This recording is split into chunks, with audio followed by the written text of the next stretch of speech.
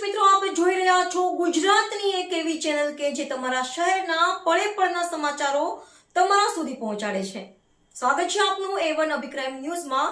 હું છું એન્કર અર્પિતા પટેલ. રાજકોટ જિલ્લાના ઉપલેટામાં જીરાપા સ્વામિનારાયણ મંદિર ખાતે 3 દિવસ યજ્ઞનું આયોજન કરવામાં આવ્યું હતું. ઉપલેટા શ્રી સ્વામિનારાયણ જીરાપા મહિલા મંદિર દ્વારા પુરુષોત્તમ માસ અધિક માસ નિમિત્તે ભક્ત ચિંતામણી હોમ આત્મ કથક યજ્ઞ સાંખ્ય યુગ વિલાસબેન દ્વારા આયોજન કરવામાં આવેલ. આ યજ્ઞ 3 દિવસનું આયોજન કરવામાં આવેલું અને જેમાં મહિલા હરિભક્તો બહોળી સંખ્યામાં લાભ લીધેલ. આ યજ્ઞમાં ખીરસરા મંદિરના નારાયણ સ્વામીજી અને દ્વારકાધીશ મંદિરના ધર્મનંદન સ્વામીજી અને પીપલાણાના નીલકંઠ ચરણદાસજી સ્વામી આ 3 દિવસ યજ્ઞમાં પધાર્યા અને યજ્ઞનો લાભ લીધો હતો અને સંતો દ્વારા વિડવવામાં આવ્યું હતું તેમજ પધારેલા સંતોને ફુલાર કરીને સ્વાગત કરવામાં આવ્યું હતું. યજ્ઞની પૂર્ણાહુતિ કરવામાં આવી હતી. રિપોર્ટર ભાવેશ ગોહિલ, ઉપલેટા.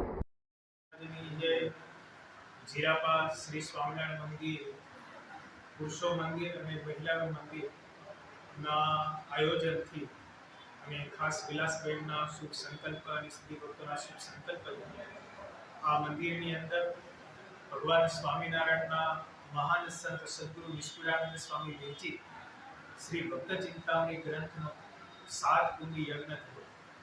આ 7 કુંડી યજ્ઞની અંદર ઓછામાં ઓછા 70 થી 80 જેટલા સ્ત્રી ભક્તોએ લાભ લીધો અને 3 દિવસ સુધી ભગવાન સ્વામિનારાયણના ચરિત્રથી સબર ભક્ત ચિંતામણી ગ્રંથની એક કડીએ આહુતિઓ અપાઈ અને આજના દિવસે પૂર્ણાહુતિ થઈ અને પૂર્ણાહુતિની અંદર પણ ઘણા બધા પુરુષ ભક્તો અને સ્ત્રી ભક્તોએ લાભ લીધો. આ ભક્ત ચિંતામણી ગ્રંથ એ ભગવાન સ્વામિનારાયણના ચરિત્રથી સબર છે અને ભગવાન સ્વામિનારાયણનો આ એવો આશીર્વાદ છે કે જે પણ કોઈ ગમે તેવું દુઃખ હોય, ગમે તેવું કષ્ટ હોય, પણ આ ભક્ત ચિંતામણી ગ્રંથનો જો યજ્ઞ કરશે તો એમના સર્વ મનોરથો પૂર્ણ થશે.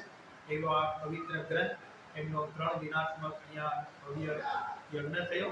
એ નિમિત્તે અમે સર્વ હરિભક્તોને શુભકામના પાઠવીએ છીએ. એમના સર્વ મનોરથ પૂર્ણ થાય એવી મહારાજના ચરણોમાં પ્રાર્થના કરીએ છીએ. છગનભાઈ ભૂતપૂર્વ ધારાસભ્ય પ્રમુખ શ્રી લેવા પટેલ સમાજ આજે જીરાપા પ્લોટ મહિલા સ્વામિનારાયણ મંદિર તરફથી જે છેલ્લા 3 દિવસથી યજ્ઞ યોજવામાં આવે છે એ યજ્ઞની અંદર 5 કુળ રાખવામાં આવેલા.